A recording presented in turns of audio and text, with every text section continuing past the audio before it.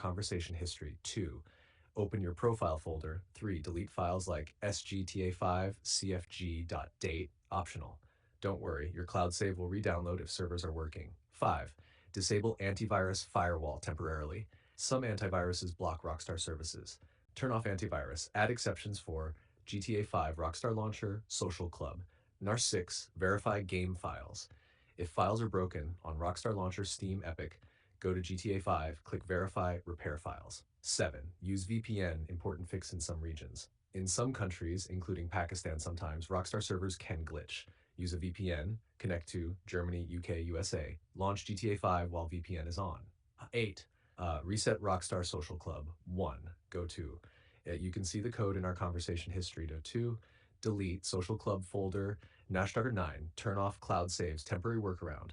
Open Rockstar Launcher. Settings GTA 5. Disable cloud saves. This lets you play offline until issue is fixed.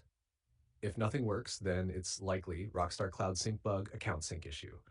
In that case, wait a few hours or contact Rockstar support. Pro tip. This error is very common after updates or server issues, so don't panic if your save isn't loading immediately. If you want,